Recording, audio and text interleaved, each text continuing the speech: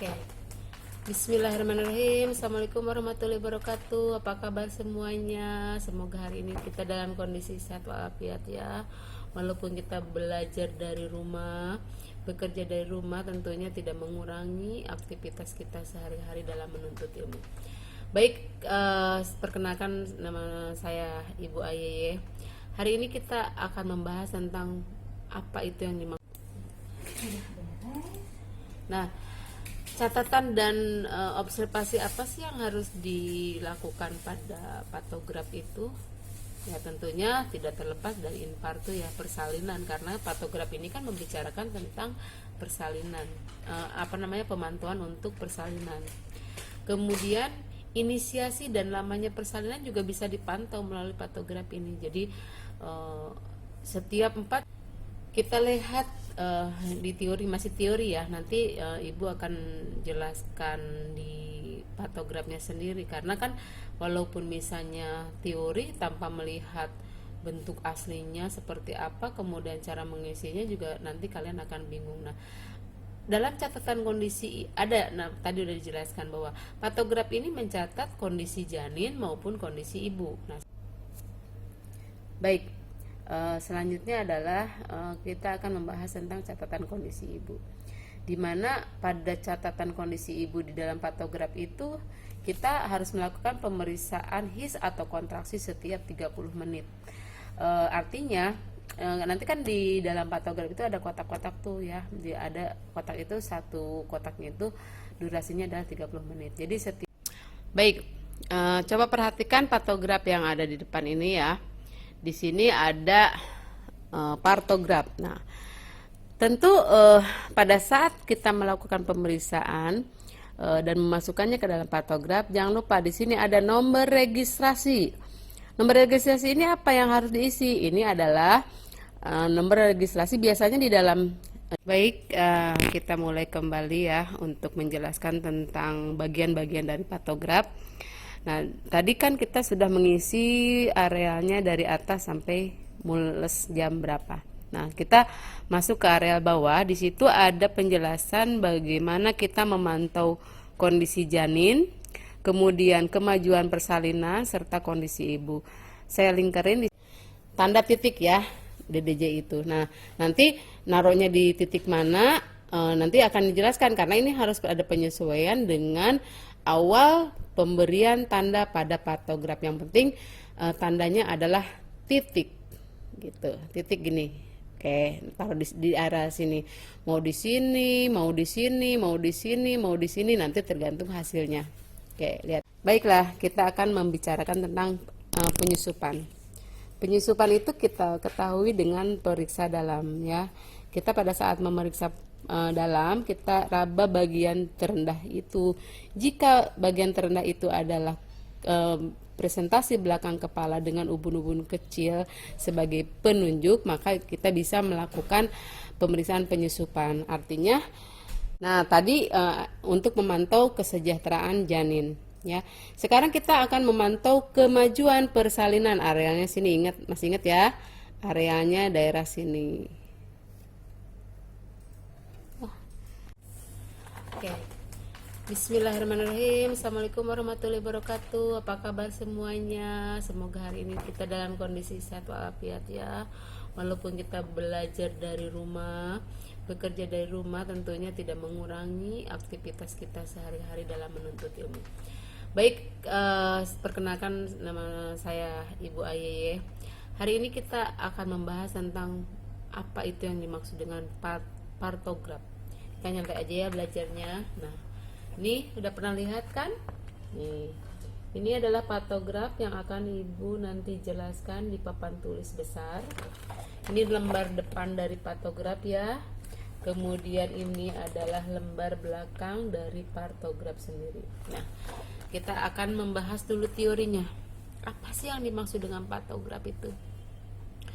Patograf itu merupakan informasi klinik tentang kemajuan persalinan, asuhan persalinan, pengenalan penyulit, dan membuat keputusan klinik. Jadi gini, seorang bidan itu tentunya pada saat memberikan asuhan persalinan pada ibu selama masa bersalin, harus tahu dulu informasi apa sih yang harus didapatkan pada ibu, ya. Pada saat kapan didapatkannya, maksudnya informasi tentang apa saja, banyak hal, mulai dari riwayat kehamilannya. Jadi ada yang namanya data subjektif. Kita harus benar-benar menggali sedalam mungkin data-data subjektif mengenai apa yang dirasakan ibu, apa yang dikeluhkan ibu, kemudian riwayat-riwayat persalinan, riwayat-riwayat kehamilan yang lalu, atau riwayat-riwayat kehamilan saat ini. Jadi informasi klinik, informasi tentang ibu tuh betul-betul harus dikaji, ya. Karena nanti memang tidak semuanya masuk ke dalam patograf, akan tetapi sebelum kita menentukan bahwa apakah memang ibu sudah bisa menggunakan patograf ini, nah tentu kita harus menggali informasi tersebut.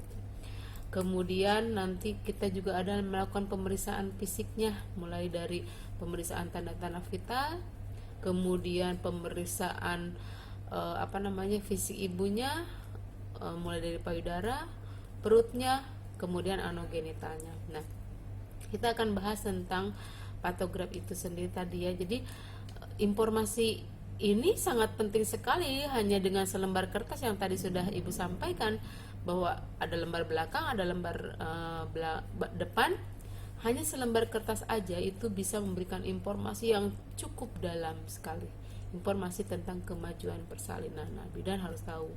Nanti di situ kan ada bagaimana kita bisa melihat kondisi ibu, bagaimana kita bisa melihat kondisi janin yang dikandung yang akan dilahirkan.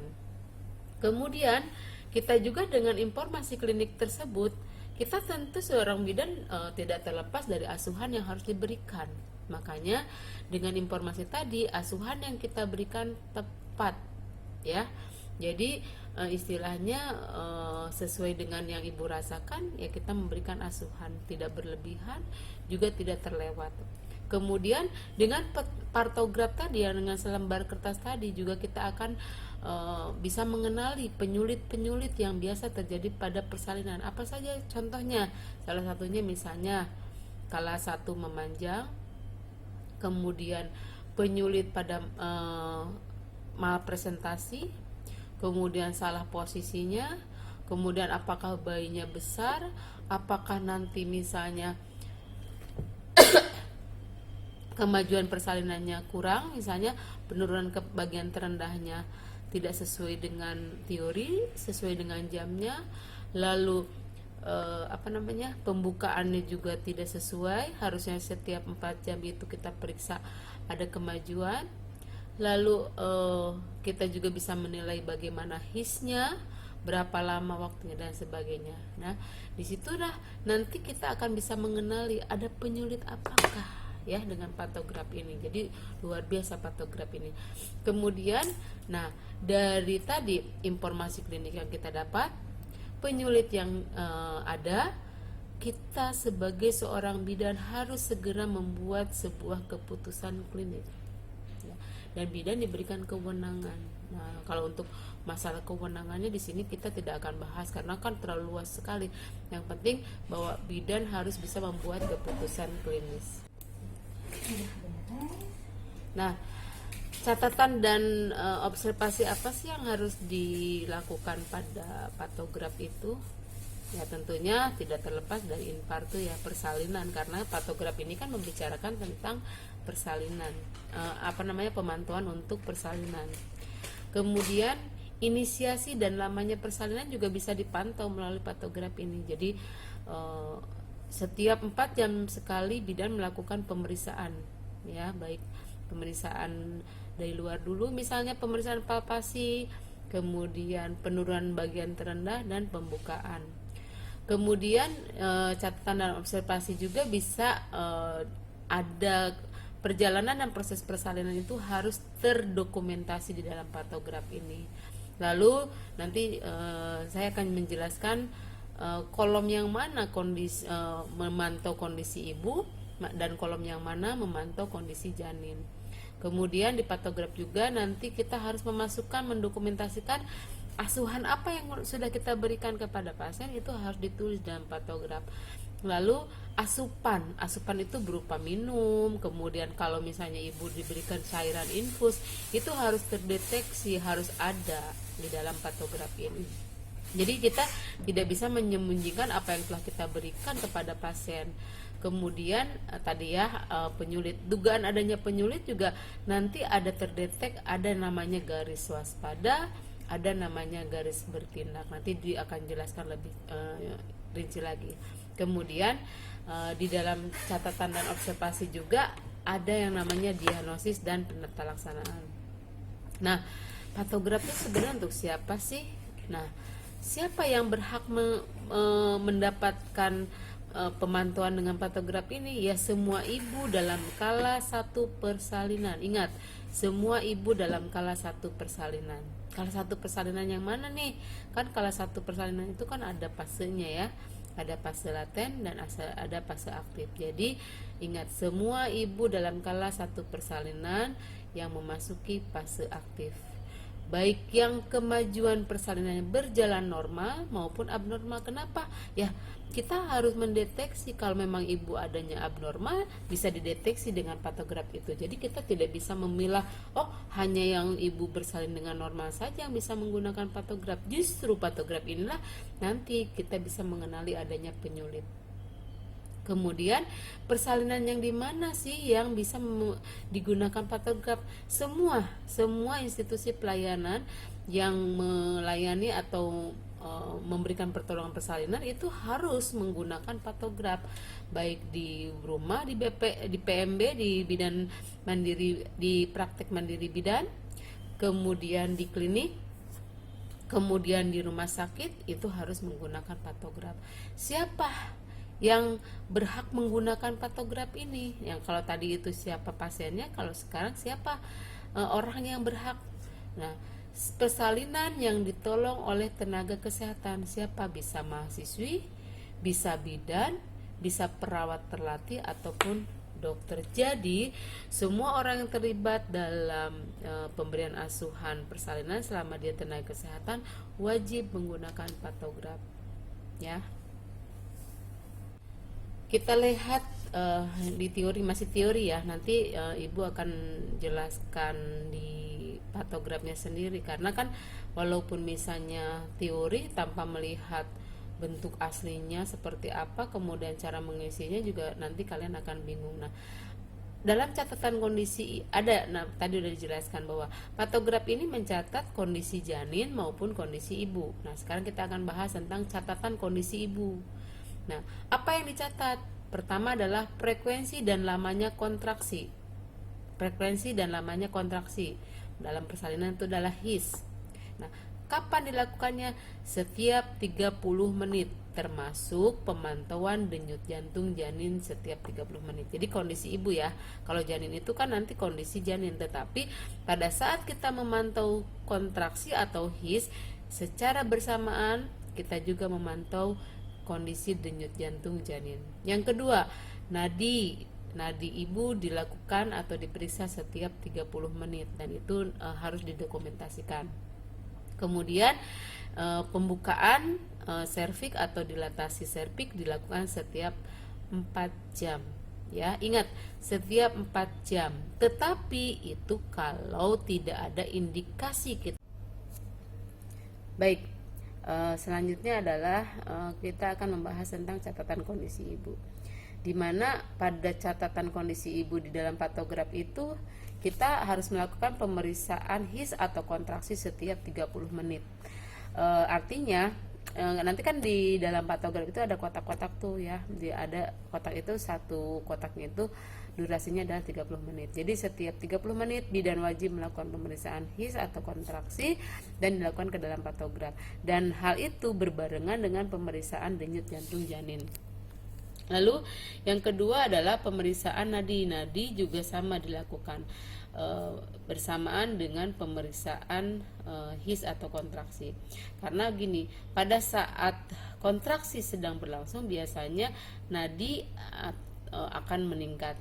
Lalu dilatasi serviks dilakukan pemeriksaan setiap 4 jam. Nah, akan tetapi kita juga harus lihat urgensi daripada pemeriksaan dilatasi serviks itu. Memang secara teori bahwa di dalam patograf itu pembukaan itu setiap 4 jam dilakukan. Akan tetapi jika ibu mengatakan bahwa dia udah teriak-teriak kesakitan dan kemudian dia mules, aduh, padahal misalnya contoh 1 jam lalu kita melakukan pemeriksaan periksa dalam, tapi ibu tiba-tiba mengatakan, Bu Bidan ini kok kesakitan, saya sakit sekali. Nah, tanpa harus menunggu 4 jam bidan harus melakukan pemeriksaan, itu ada indikasi. Tetapi sebelum melakukan pemeriksaan dalam, lihat dulu dari luarnya, apakah tanda-tanda KALA-2 dari luar itu sudah ada. Contohnya, apakah ada tekanan pada anus, kemudian perineumnya menonjol, kemudian pengeluaran pervaginannya misalnya bloody show-nya bertambah banyak, atau mungkin ada cairan ketuban yang tiba-tiba keluar, kita harus melakukan pemeriksaan itu. Jadi sebelum periksa dalam, kita harus melakukan pemeriksaan dari luar dulu. Jangan sampai bisa aja kan ibu mengatakan bahwa mules, karena kan tingkat nyeri tiap individu itu berbeda-beda. Ada yang ibu bisa nahan, misalnya cuman begitu aja, tiba-tiba pembukaan sudah lengkap. Ada yang baru pembukaan berapa senti dia udah teriak-teriak kesakitan. Jadi kita juga harus bisa melihat tingkat nyeri seseorang. Lalu penurunan bagian terbawah setiap 4 jam. Jadi pembukaan sepik dan penurunan bagian terendah itu dilakukan secara bersamaan. Artinya pada saat kita melakukan pemeriksaan dalam, kita juga melakukan pemeriksaan penurunan bagian terendah. Jadi jangan cuman pembukaan sepik saja, tetapi bagian terendahnya sudah di host berapa. Akan tapi tadi sekali lagi, sebelum melakukan pemeriksaan dalam, lakukan dulu palpasi dari luar. Jadi kalau misalnya kita mau melakukan pemeriksaan dalam PT untuk menilai pembukaan, kemudian rasakan penurunan kepalanya sudah sampai mana, raba dulu bagian luarnya, perlimaannya sudah di bagian perjariannya udah di mana. Kemudian tekanan darah dan temperatur tubuh setiap 4 jam. Kalau tadi nadi setiap 30 menit, kalau temperatur dan tekanan darah setiap 4 jam. Lalu diperiksa juga didokumentasikan setiap pengeluaran air kencing, produksi urin atau adanya aseton dan protein dalam urin setiap 2 sampai 4 jam. Nah, untuk produksi urin itu di sini kan di dalam kotak itu nanti dijelaskan bahwa dia periksanya setiap 2 sampai 4 jam. Artinya kalau dalam waktu reng 2 sampai 4 jam itu dia pipis, ya kita masukkan. Kalau setelah 4 jam dia nggak pipis-pipis, kita harus periksa kenapa. Apakah mungkin cairan yang kurang? Jadi misalnya, kok dalam 4 jam ini ibu belum memproduksi urin sama sekali ya, ada apa nih? Nah, kemudian kita kaji, jangan-jangan ibunya belum minum, jangan-jangan ibunya kekurangan cairan. Disitulah makanya tadi dikatakan di awal bahwa kita bisa menilai, mengkaji. Kalau memang perlu asuhan, ya berikan asuhan. Nah, jadi data dalam partograf itu ada informasi tentang ibu dan riwayat kehamilan persalinan, kondisi janin, kemajuan persalinan, jam dan waktu, kontraksi uterus, obat-obatan dan cairan yang diberikan, kondisi ibu, asuhan, tata laksana, dan keputusan klinik. Nanti kita akan lihat di gambarnya. Nah, kita lihat satu persatu tentang catatan tentang air ketuban. Masih ingat ya? Di dalam patograf nih, bagian lembaran depannya nih, perhatikan. Oke, jadi sekarang kita lanjut aja ke ke patograf yang besar ya, supaya nanti ibu bisa jelaskan. Baik, coba perhatikan patograf yang ada di depan ini ya. Di sini ada partograf. Nah, tentu pada saat kita melakukan pemeriksaan dan memasukkannya ke dalam patograf, jangan lupa di sini ada nomor registrasi. Nomor registrasi ini apa yang harus diisi? Ini adalah nomor registrasi. Biasanya di dalam status pasien itu ada nomor register ya, nomor medical record.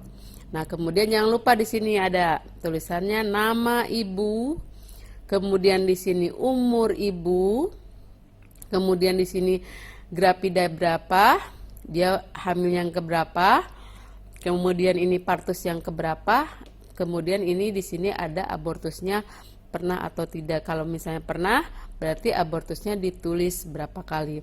Kemudian di sini ada nomor puskesmas, atau di sini juga kalau memang dia bersalinnya di rumah sakit, berarti ini adalah nomor rumah sakitnya atau kliniknya. Nah, di sini tanggal penggunaannya, ya. Lalu di sini jam penggunaannya. Nah, di sini ada tulisan ketuban pecah sejak jam, ya. Jadi di sini tulis kalau memang ibu itu mengalami ketuban pecah, nah tulis jam berapa dia ketubannya sudah pecah. Misalnya contoh, di sini tanggal penggunaan patografnya itu tanggal 23, ya, tanggal 23 bulan 4 2020 jam 10, ya. Lalu ketubannya pecah. Apakah ketuban itu pecah sebelum dia masuk ke klinik atau setelah masuk ke klinik? Di sini nanti akan dilihat dari mulai penggunaan patograf, apakah dia masuk ke dalam area ketuban pecah dini atau tidak. Baik, kita mulai kembali ya untuk menjelaskan tentang bagian-bagian dari patograf. Nah, tadi kan kita sudah mengisi arealnya dari atas sampai mules jam berapa. Nah, kita masuk ke areal bawah. Di situ ada penjelasan bagaimana kita memantau kondisi janin, kemudian kemajuan persalinan serta kondisi ibu. Saya lingkarin di sini adalah untuk memantau kondisi janin sampai areal air ketuban dan penyusupan. Ini arealnya untuk memantau kondisi janin. Kemudian bagaimana kita memantau kemajuan persalinan? Kita lingkerin di sini sampai dengan HIS. Nah, di sini adalah pemantauan areal kemajuan persalinan. Nah, ini cairan dan obat ini adalah asupan yang sudah kita berikan. Lalu di sini pemantauan kondisi ibu ada di sini.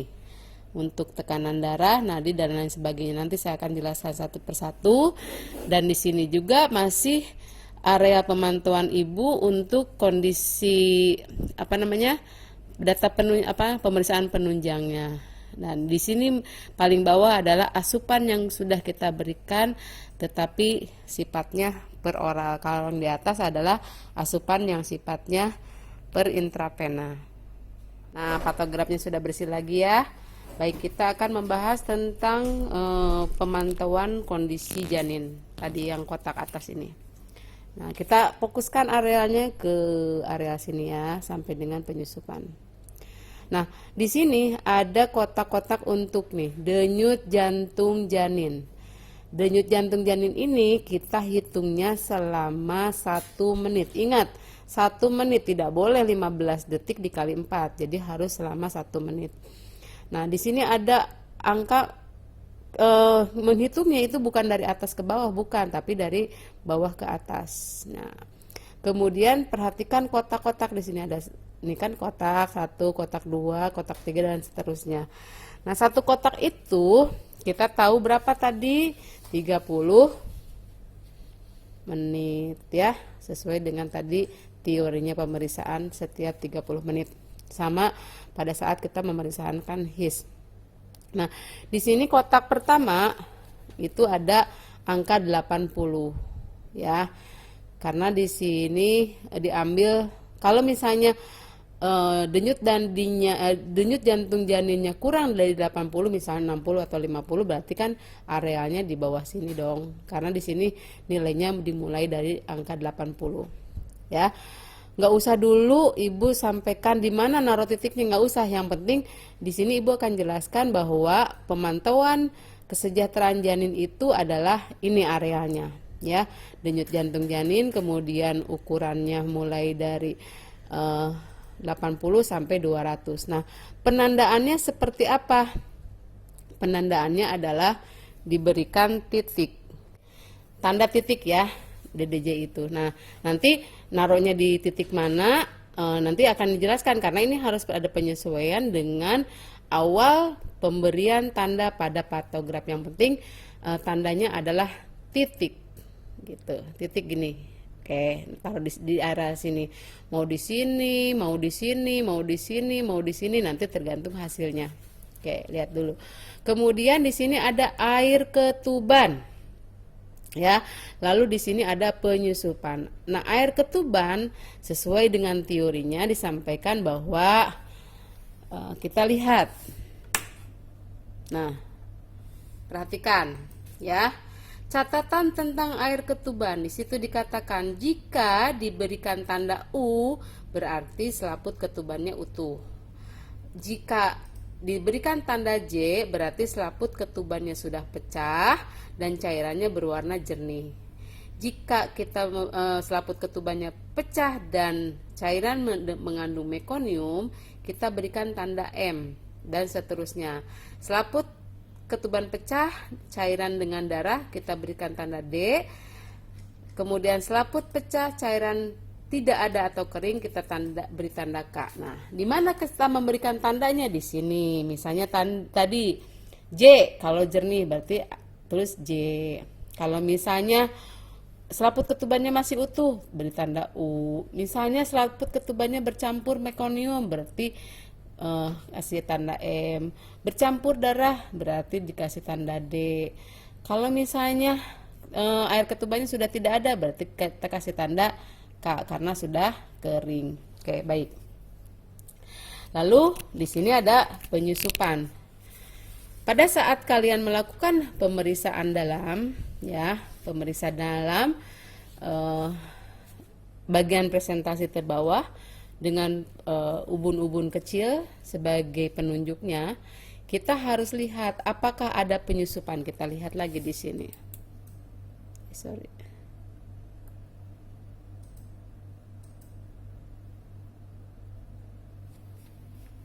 Baiklah, kita akan membicarakan tentang penyusupan. Penyusupan itu kita ketahui dengan periksa dalam, ya. Kita pada saat memeriksa dalam, kita raba bagian terendah itu. Jika bagian terendah itu adalah presentasi belakang kepala dengan ubun-ubun kecil sebagai penunjuk, maka kita bisa melakukan pemeriksaan penyusupan. Artinya, kalau misalnya antara tulang parietal kiri dan kanan itu saling berjauhan dan teraba sutura sagittalisnya dengan tulang rawan yang sedikit kalau tulang rawan itu agak lunak-lunak keras, pernah makan tulang rawan ayam kan seperti itu. Nah, seperti itu. Jadi agak teraba, dibilang lunak tidak, dibilang keras juga tidak. Nah, itu nanti ada batasnya kok pada saat kita periksa dalam akan terasa. Nah, jika antara tulang parietal kiri dan kanan itu ada pembatas berupa sutura sagittalis, berarti tidak ada penyusupan. Nah, kita kasih tanda 0. Ya. Gitu. Nah, jika tulang parietal kiri dan kanan itu saling berdempetan, tidak ada batas sama sekali, saling berdempetan itu saling berdampingan, itu kita berarti sudah ada penyusupan 1. Berarti kita kasih tanda 1. Jika tulang parietal kiri dan kanan bayi janin itu saling bertumpuk tetapi bisa dilepaskan itu secara manual oleh tangan, bisa terlepas, berarti kita kasih tandanya 2. Nah, jika penyusupannya sangat berat, itu saling bertumpukan atau bertumpukan ya, dan tidak bisa dilepaskan, susah dilepaskan, itu berarti sudah penyusupannya paling berat dan kita kasih tanda penyusupannya 3. Nah, tadi untuk memantau kesejahteraan janin, ya. Sekarang kita akan memantau kemajuan persalinan. Arealnya sini, masih ingat ya? Arealnya daerah sini. Mulai dari pembukaan sampai dengan his atau kontraksinya. Nah, kita lingkarin di sini. Fokuskan di sini aja.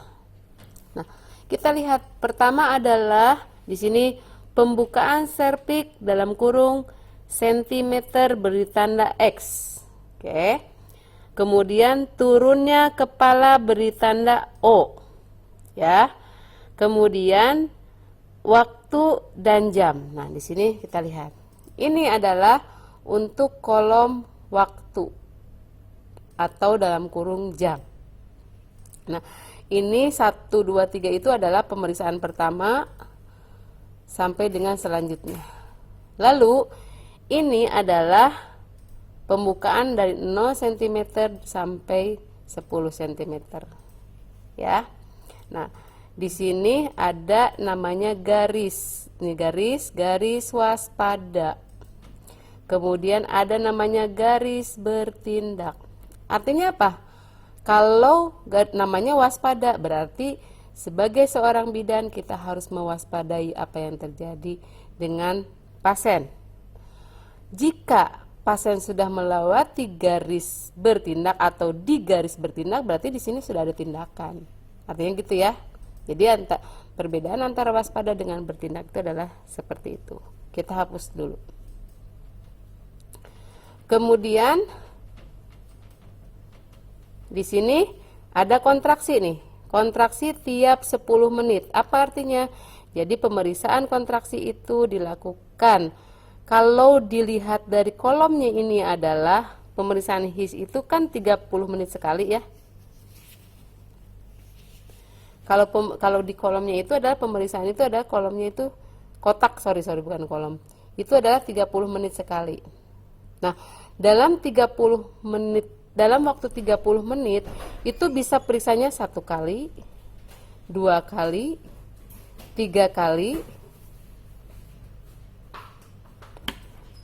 Kok 3? Sorry, kita ulang ya untuk pemeriksaan kontraksi. Ya. Di sini lihat, perhatikan kontraksi tiap 10 menit. Artinya ini adalah kontraksi pemeriksaan selama 10 menit. Jadi kita pegang perut ibunya di puncak, di pundusnya itu adalah selama 10 menit ya. Tetapi pemeriksaannya itu adalah kalau sesuai teori itu setiap 30 menit.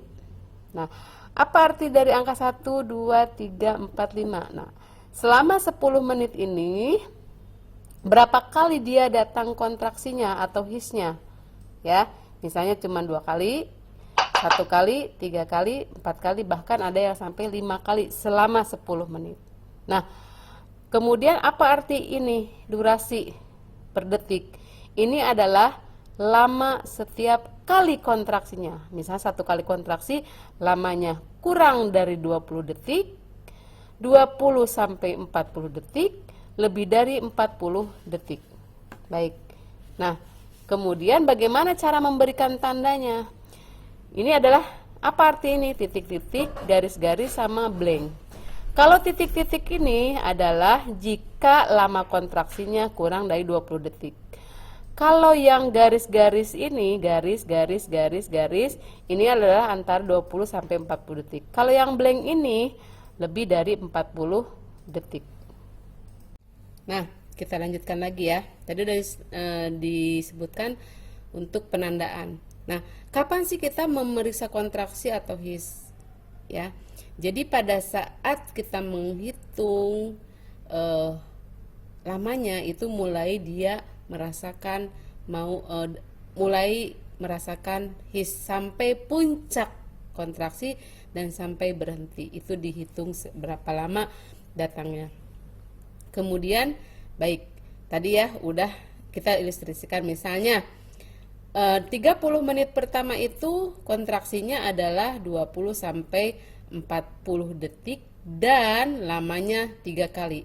Nandainnya bukan dari atas ke bawah tapi dari bawah ke atas. 1 ya, kasih garis-garis.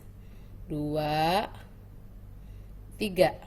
Artinya HIS ibu atau kontraksi ibu datangnya dalam 10 menit itu 3 kali, lamanya 20 sampai 40 detik. Paham ya? Oke. Begitupun selanjutnya, kalau misalnya dia kontraksinya sudah lebih dari 40 detik, tinggal blank aja. 1. Kita ganti dulu.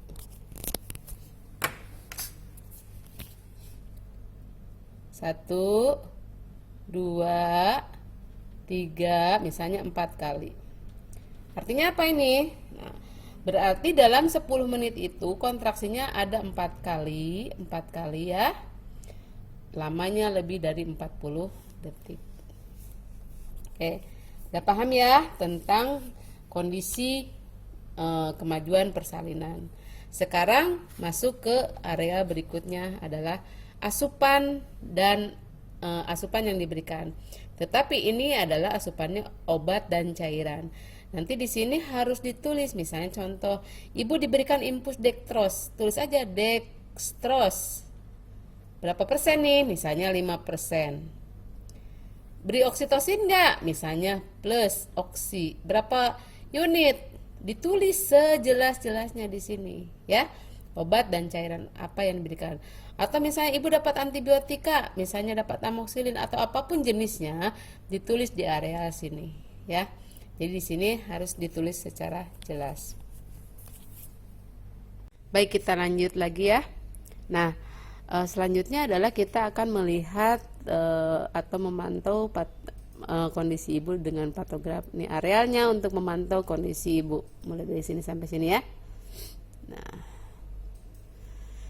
apa yang kita pantau tadi kan pemberian obat dan cairan itu asupan dan asuhan yang kita berikan, termasuk di sini nih asupan minumnya seperti apa. Nah, kalau pemantauan itu kisaran di sini. Ini ada nadi dipegang di pergelangan tangan dengan tandanya ini titik ya, titiknya titik gelap seperti itu, bukan titik tapi titik kayak kita ngisi jawaban gitu ya.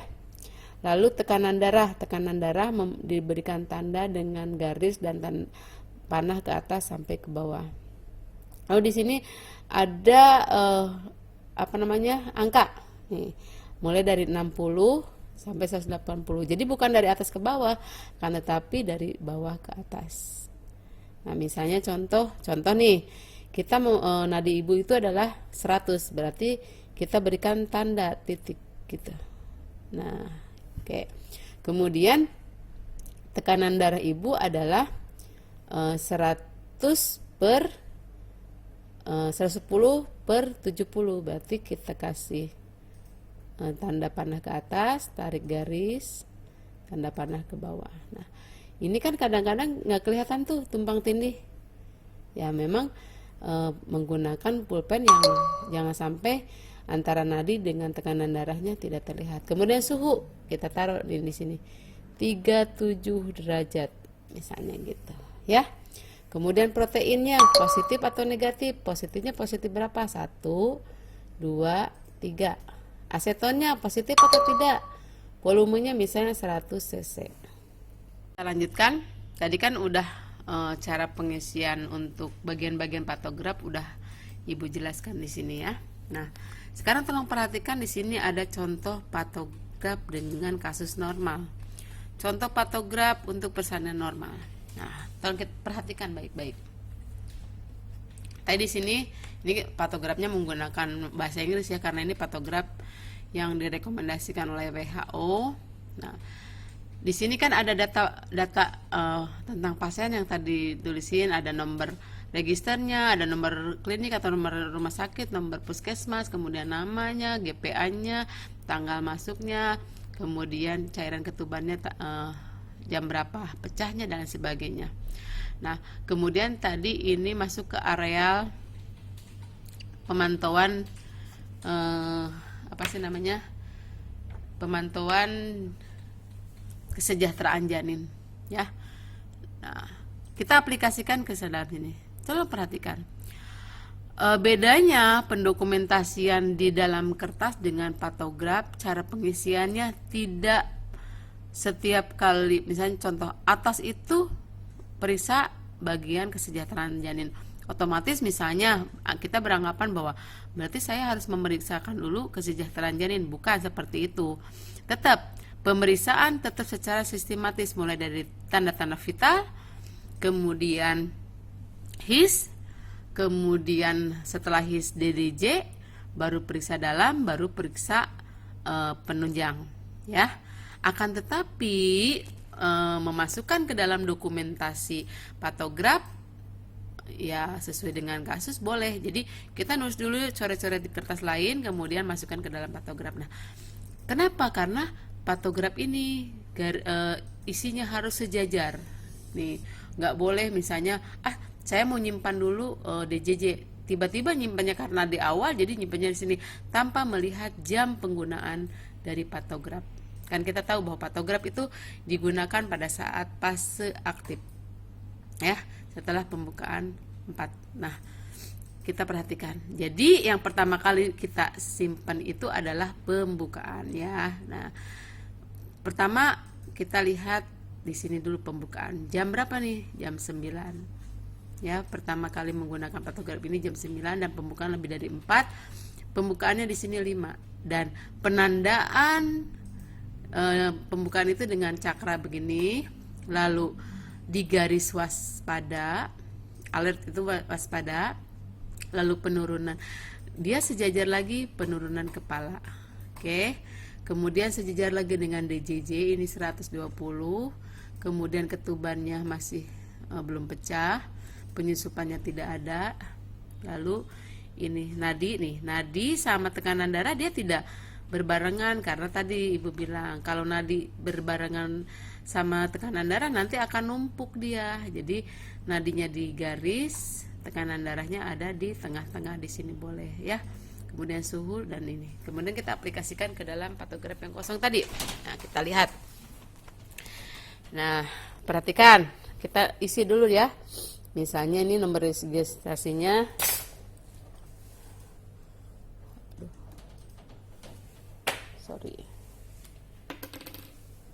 07 dan lain sebagainya. Kemudian nyonya ya ini pakai spidol biru, spidol hitamnya lagi sekarat habis. Kemudian usianya 21 tahun, G1P0A0. Kemudian tanggalnya misal tanggal 23 bulan 4 2020. Kemudian jamnya jam 10.00. Ketuban pecahnya sejak jam berapa? Kalau belum pecah ketubannya berarti belum ditandain, ya. Kemudian tadi pertama kali menyimpan menyimpan dokumen ke dalam patograf ini dari jamnya dulu. Misalnya pembukaannya 5, berarti harus di garis waspada di sini, ya, garis waspada sini. Berarti jamnya ada di sini jam 9. Jam berapa? Jam 10, sorry. Oke. Penurunan kepalanya 2/5 misalnya ada di sini. Lalu yang lainnya, data yang lainnya ikutin. Boleh dari DJJ dulu diisinya, boleh dari kontraksi dulu, bebas aja. Yang penting kan kita sudah punya data, ya. Data kita sudah punya. Saya mau ngisi dulu DJJ. Ini harus garisnya sejajar sini. DJJ-nya misalnya 120 titik, ya. Kemudian air ketubannya masih utuh, berarti U. Kemudian penyusupannya tidak ada, 0 atau negatif. Oke. Kemudian ini sejajar, ya. Nah, lalu kontraksinya itu misalnya ada 4 kali, 1, 2, 3, 4. Detiknya 20 sampai 40 detik. Berarti dikasih garis-garis saja. Gitu. Kemudian oksitosin tidak ada pemberian, kemudian obat juga tidak ada pemberian atau tidak ada. Lalu tekanan darah tadi, tekanan darahnya di tengah-tengah sini aja supaya tidak bertumpuk dengan nadi. Nah, gitu, penandaannya 100 per 80. Kemudian nadinya ada di sini 100 kali. Jadi membedakannya antara nadi dengan tekanan darah tuh supaya kelihatan gitu. Makanya nandanya di sini, satunya di sini. Kemudian suhunya misalnya 37 derajat Celcius, protein negatif, volumenya 100 cc, minumnya 150. Jadi segaris terus ke atas. Kemudian, untuk pemeriksaan dalam itu kan boleh dilakukan lagi 4 jam kemudian, tapi kita kasih jam dulu. Ini kan jam 10, berarti 11, 12, 13, 14. 1, 2, 3, 4. Berarti boleh dilakukan pemeriksaan dalam lagi 4 jam kemudian. Ya. 1, 2, 3, 4, berarti di sini. Oke, di sini, sorry. Karena jamnya itu di belakang ya, berarti periksanya di sini. Nah, ternyata pembukaannya ada 9. Oh, masih di garis waspada. Nih, masih di garis waspada. Penurunan kepalanya misalnya udah 0/5. Oh, masih di area garis waspada. Nah, berbanding terbalik, kalau pembukaan itu grafiknya naik ke atas, penurunan kepala grafiknya turun ke bawah. Yang betul ya, kalau normal. Nah, kalau untuk DJJ sesuai dengan HIS, dia harus tiap kolom isinya. Misalnya, terus aja diisi sesuai dengan data kita punya. Harus tiap kolom. Kenapa? Karena dia periksanya tiap 30 menit sekali. Paham ya? Lalu HIS juga sama. Misalnya yang kedua masih begini grafiknya. Kemudian ini udah bertambah nih. Lamanya masih, tapi udah bertambah jumlahnya 5 kali dalam 10 menit. Kemudian pemeriksaan berikutnya dia udah ngeblank nih, udah mulusnya udah kuat, udah begini. Sampai dari bawah. Begini sampai mau pembukaan ini misalnya gitu dah. Ya. Oke. Ini udah ngeblank. Berarti ini udah 5 kali dalam 10 menit datangnya. Lalu oksitosin tetap tidak diberikan karena dia memang tidak ada pemberian obat. Ya. Sorry, di sini depannya. Sampai sini berarti kan? Karena sorry, bukan. Ya. Betul. Sampai sini.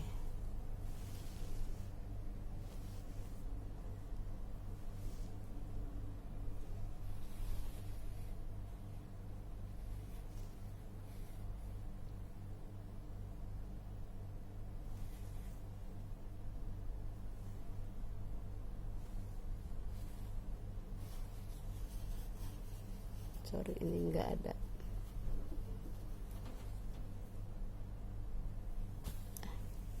Oke, jadi seperti ini ya. Nah, ini kan karena jamnya di belakang dari garis ini, berarti jam ini juga melewati jamnya aja. Tapi yang lainnya masih sejajar di pemeriksaan ini, ya. HIS, kemudian sampai pembukaan sampai sini tuh dia masih di dalam kotak. Nah, memang ada beberapa teori yang mengatakan kalau jam itu di depan atau di belakang. Jadi karena saya menggunakan rekomendasi WHO, ini jamnya itu ada di belakang. Kemudian ini oksitosin diberikan atau tidak. Kemudian obat-obatan, cairan. Nah, untuk tekanan darah sama ya. Tiap 4 jam dilakukan pemeriksaan, berarti diperiksanya di sini. Nah, kan ini 30 menit. 1 2 3 4 berarti di sini. Oke. Di sini, sorry. Nah, di sini.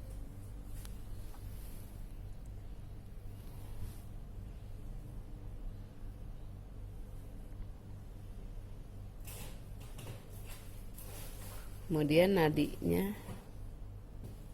Oke, nadi tiap 30 detik. Kalau nadi itu kan sering dilakukan pemeriksaan. Tekanan darah tiap 4 jam. Lalu suhu 37 misalnya. Yang lainnya juga sama. 100 150. Oke. Nah, tolong perhatikan ini ketubannya, sorry belum diisi. Ketubannya jernih atau seperti apa. Kemudian penyusupannya 0. Ya. Jadi ini adalah cara pengisian patograf. Intinya bahwa mengisi patograf itu bukan seperti memasukkan dokumentasi narasi. Jadi artinya kalau narasi itu kan harus sistematis mulai dari data subjektif kemudian data objektif. Nah, kalau patograf ini berbedanya adalah ya yang penting ini dulu, jamnya dulu, pembukaan pertama dulu sama penurunan kepala, kemudian jamnya di sini. Ada yang juga yang di sini, ini kita ambil yang di belakang, baru yang lainnya yang ngikutin sesuai dengan garisnya. Jadi tidak boleh, misal contoh pembukaannya di sini, misalnya HIS-nya di sini awalnya, tahunya pembukaannya ada di sini, misalnya gitu. nih di sini. Tidak boleh. Ya. Nih, misalnya gitu. Nggak boleh. Berarti tidak sejajar gitu ya. Ini harus sejajar. Jadi kita mengikuti arah pembukaan. Tadi sekali lagi, kalau misalnya pembukaannya sudah harus selalu digaris waspada. Pertama kali menyimpan pembukaan harus digaris waspada. Oke. Nah, kita perhatikan perbedaan dari patograf yang persalinan normal. Nah, ini perhatikan. Jadi si pembukaan itu dan penurunan kepala serta DJJ itu tetap di garis normal. Kayak misalnya ini dari pembukaan nih. Pembukaan mulai dari 4 jam kemudian udah lengkap. Penurunan juga sama. Mulai dari 3/5 sampai 0/5. Hisnya bagus terus ya. Tekanan darah nadi itu tidak ada masalah. Semuanya normal. Kemudian bayinya lahir jam 14.20 di sini. Berarti ini harusnya dikasih jam 14.20 bayinya lahir perempuan. Dengan beratnya 2.850 gram. Perhatikan perbedaannya dengan yang di sini. Patograf yang memperlihatkan kontraksi uterin yang kurang memadai dikoreksi dengan pemberian oksitosin. Akhirnya dokter mengatakan bahwa ini bisa dikoreksi oleh oksitosin karena ada kemajuan, misalnya penurunan pembukaan tidak masalah, kemudian penurunan kepala juga tidak ada hambatan, misalnya tidak ada bayi besar, kemudian tidak ada litan tali pusat, tapi hisnya itu flat aja. Lihat, perhatikan ya, hisnya tetap aja kurang dari 20 detik ya. Sehingga dokter mengambil inisiatif untuk memberikan oksitosin infus drip untuk koreksi. Perhatikan, ini jam pertama itu jam 10 dan pembukaannya 4 cm, penurunan kepala 5/5. Jadi pembukaan ada di bawah, kemudian penurunan kepalanya ada di atas ya. Lalu hisnya tuh nggak maju-maju. Ada indikasi sama dokternya, pede lagi, padahal kan baru 2 jam. Boleh nggak? Selama ada indikasi, boleh-boleh saja. Nah, di sini dilakukan lagi periksa dalam. Kemudian nggak maju juga. Tiba-tiba ketubannya pecah di sini nih.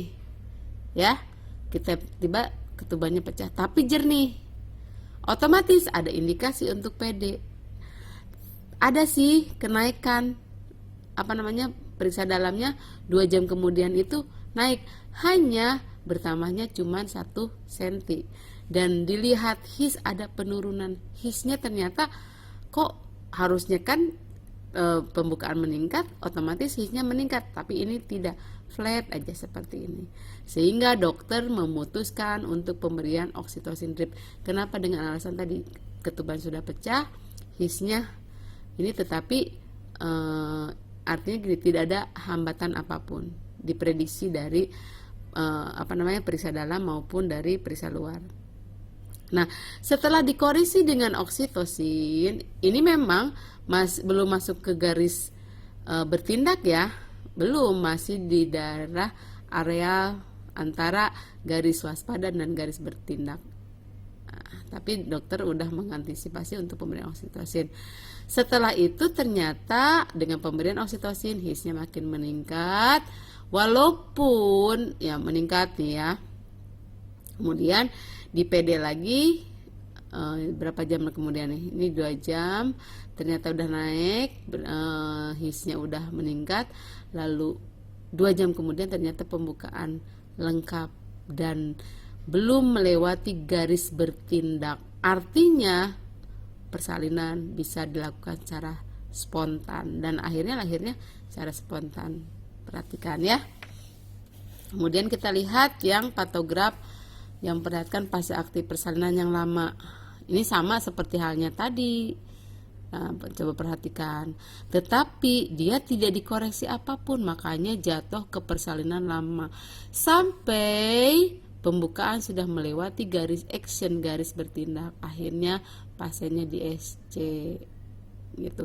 Kenapa tidak dioksitosin? Kemungkinan besar satu, karena mungkin ya ini kan karena contoh kasus ya, bisa juga karena bayinya mungkin ada di tali pusat, tidak mungkin lakukan drip atau apapun. Jadi sehingga persalinannya yang lama, fase aktifnya yang lama panjang tuh. Kemudian di sini juga datanya juga tekanan darah nggak masuk semua nih, belum diisi semua. Nah, ini patograf yang memperlihatkan persalinan yang macet atau terhalang. Di mana perbedaannya? Jadi pembukaan ada meningkat ya, tapi kepala terus saja flat. Kemudian hisnya bagus, hisnya mulai dari 20 sampai 40 detik sampai lebih dari 40 detik ya. Tetapi tiba-tiba DJJ-nya turun. Pada saat his meningkat, DDJ-nya turun, kepala nggak mau turun-turun, masih di sini aja, masih 3/5 aja.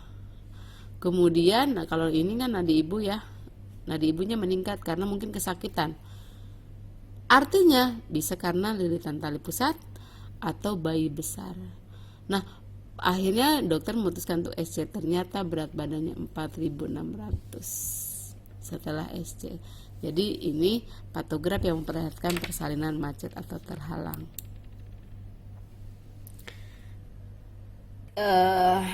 Tadi sampai di sini dulu penjelasan tentang patograf.